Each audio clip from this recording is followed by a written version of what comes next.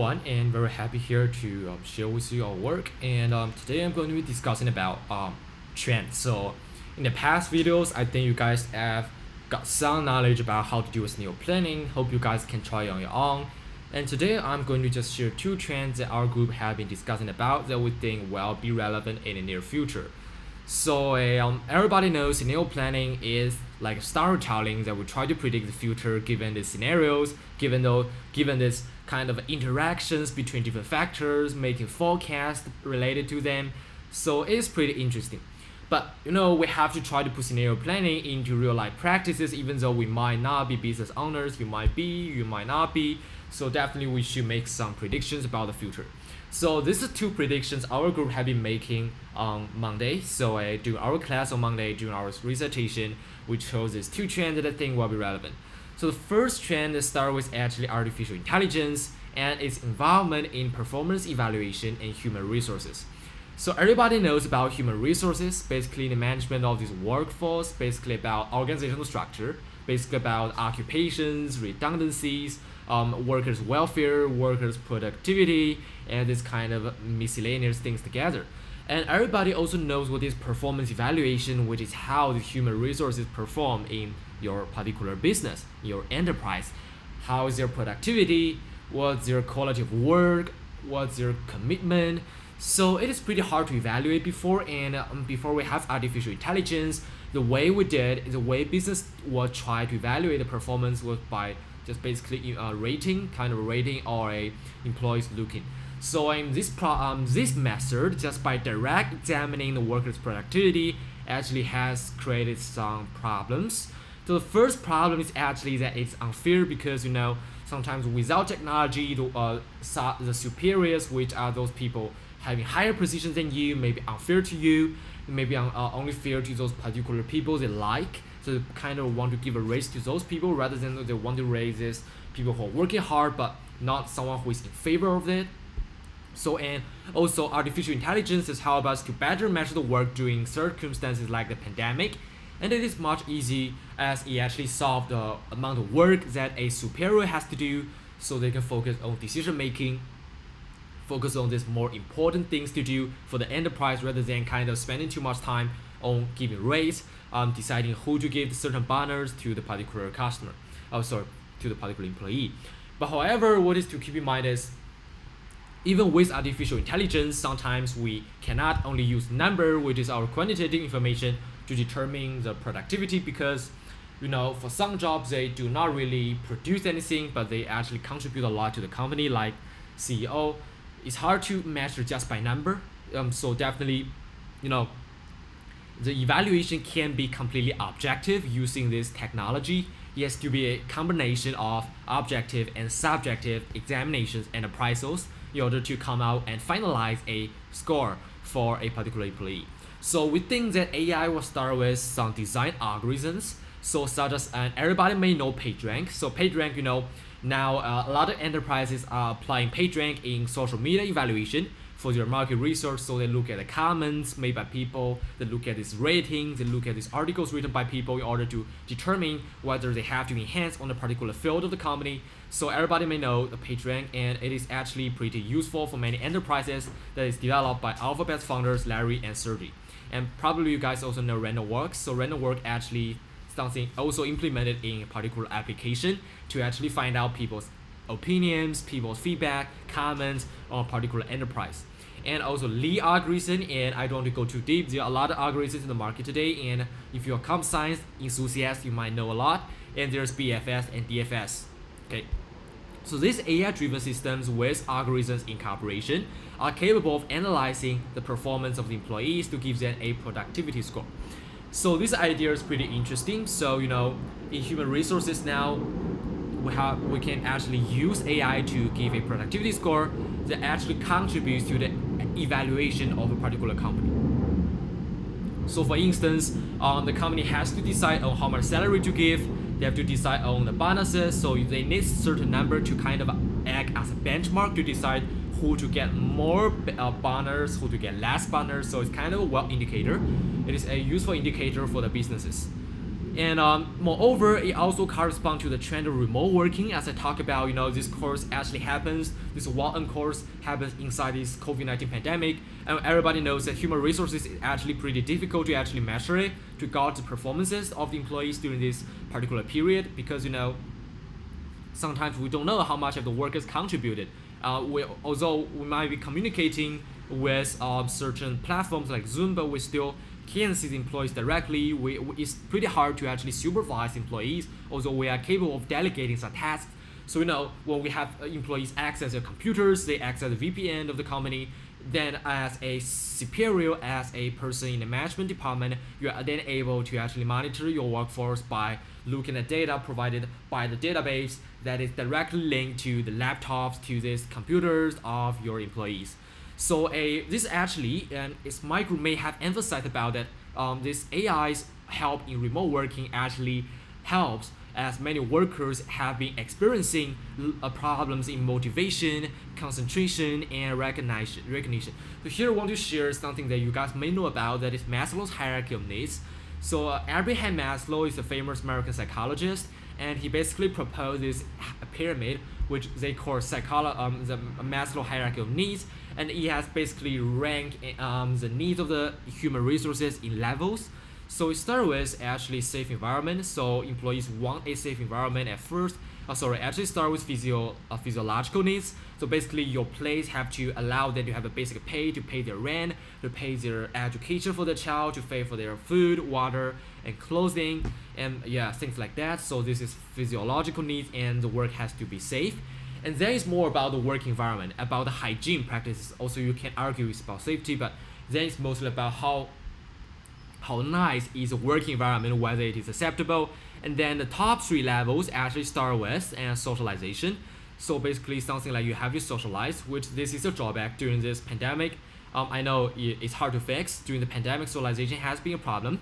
And then it goes to recognition and self-actualization. So recognition is basically the recognizing job well done.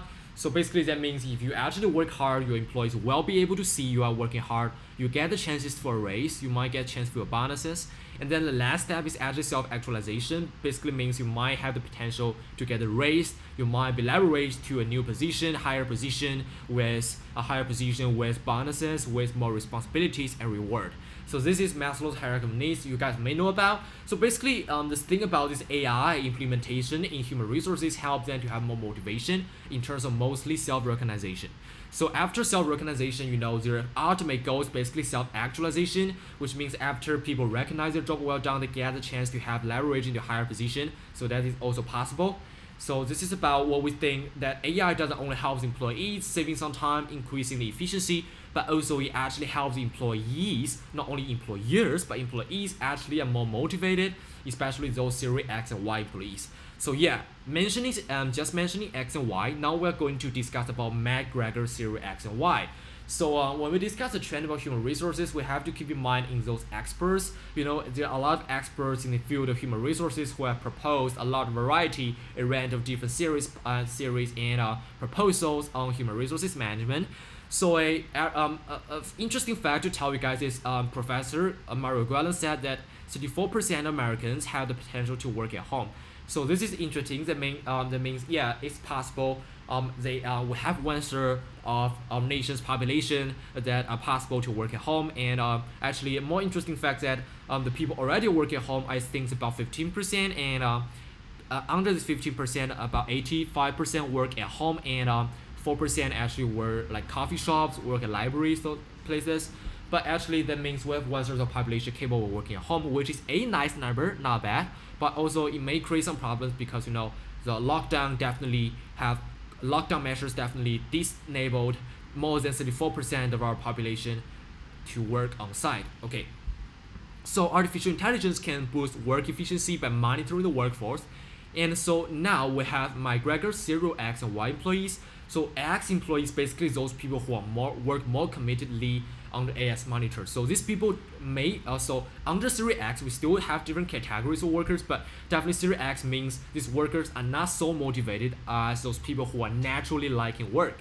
So many people actually fall into both of these categories. Like sometimes we work even voluntarily, we work committedly, and sometimes we take volunteer roles, and many of students do, but sometimes we are too lazy. We need to work when teacher forces us to do, when teacher actually set us a deadline, otherwise we're not going to work. So same thing for enterprises. Series X employees, they not really naturally motivated to work, so they need AS monitor. So under AS monitors, they know they can't escape the employees, even though they can take some lazy breaks at home, wake up a bit later. But now AI can monitor how many hours you work. They can monitor when did you work, how committedly did you work, how persistent did you work, in terms of perseverance. So now the problem is they are going to work harder, and it is actually a benefit. And those Series Y workers who are naturally more self-disciplined compared to Series X workers who are actually more hardworking in nature and self-motivated, they have more chances to excel and actualize their goals like a race. So now, not only those people who used to work lazily, they can work harder because they monitor them, and those people who are liking work, they may even excel for it, so the company can get more benefits from them. I think it is those Series Y workers who can raise the quality of the work by a greater extent. So I think these people will be kind of assets to the company if we use AI monitoring. Okay, now we talk about the consequences. We talked a lot of benefits in terms of efficiency, motivation, quality, but however, the gradual prevalence of incorporating HR actually has certain drawbacks that are mostly carried out by my group mate Jonathan. So Jonathan talked about that employers may lose credibility while the subordinates may believe their head don't trust them. So when an employer actually implements and enforces 24/7 supervision, the problem is some employees may feel like, oh, my employers don't trust me. They are monitoring me 24/7. I think I'm kind of losing certain privacy. I'm too stressed. It's like some eyes looking at me. So even though you feel like monitoring you may give you more opportunities for raise, self-actualization, it may give you more opportunities for a recognition. But however, definitely people feel like everybody actually don't like 24/7 supervision if it really goes to a long term. So this may psychologically affect a certain group of employees who are unwilling to be supervised 24/7. And if this phenomenon develops into a certain extent, if it actually gets a bit severe, there may be breakdown between the relationship within the organizational structure, mainly between those superiors and the subordinates. So now there's a problem, when relationship breaks down, it's bad for both parties, not only for these employees who may be made redundant, but also employers may be unhappy, in the end, the coordination efficiency could be at stake. So there's a drawback that maybe, employers have to consider, even though I think a trend which our group predicts that HR analytics will be popular in the future. I think in 2022 it will be prevalent for more than 65 to 70% of companies in the United States. And but however, I don't think they will implement it 24/7. Maybe during work hour, maybe for certain positions, maybe to a certain extent, not 24/7 as of they are monitoring you when you go to businesses, when you write an Excel. Maybe they try to monitor you just by how much work you do as a indicator, and hopefully HR analytics wouldn't be the only indicator for bonuses measurement, because then there may be a problem that even though HR may motivate the workers, but then they may focus too much on the number, focus on how much time they work, how fast they work, So now there can be quality issues. So therefore, the employees have to set a different benchmark, maybe incorporating certain percentage of HR analytics inside and AI HR inside, and also incorporate like quality of work, like contribution, like meetings, like their attention, commitment, something like that. When they measure the performance, when they gauge the performance of the employees at the end of like a quarter, at the end of a year. So in this case, it is better. And after employees set this benchmark, they have to talk these benchmarks to the employees. So then they will understand, oh yeah, it's not only based on HR analytics. I have to focus on the quality as well. I have to be committed in my meetings. I have to concentrate on my clients. I have to maintain well relationships with my clients in order to succeed. So it's better. And the second drawback is a little bit ambiguous, which means it can be an advantage and it can be a drawback, and it's not really clear. Clarity is not sufficient. Is that Jonathan again, he said that unskilled employees may be made redundant, which may actually drive society into wealth inequalities in the long run. So they think that my friend in my group actually thinks that actually, sometimes even though workers are unskilled compared to others, but if they are unskilled and they are made redundant, there's less chance for them to back up to get a job again. So there can be wealth inequalities. However, which I added this sentence here is it can be a pro, so it's kind of ambiguous. It can be pro for somebody, be con for somebody. That rather than a con, if we assemble an elite workforce by actually making those relatively unskilled workers redundant, then we may bring more employment opportunities in the long run if we have a pretty elite workforce, a successful workforce. So it really depends. Yeah. So my last sentence conclusion for this trend is the drill. So the game is that hopefully people in our society can apply education opportunities, apply these opportunities of education on the internet to work hard and develop new skills under AI's monitoring. So when we have AI under AI monitoring, those people who are comparatively unskilled to others have a higher chance to be made redundant, which means when people can do talent search, they actually see the numbers better. So there's higher chance those relatively unskilled workers will be made redundant. So people have to generally work harder and actually to be flexible and to be able to pick up new skills so they can suit to the industries. If one industry now is lacking opportunities, he or she will have another pathway. So this is our first trend. Okay, so I'll continue discussing our second trend in our next video. So thank you for watching.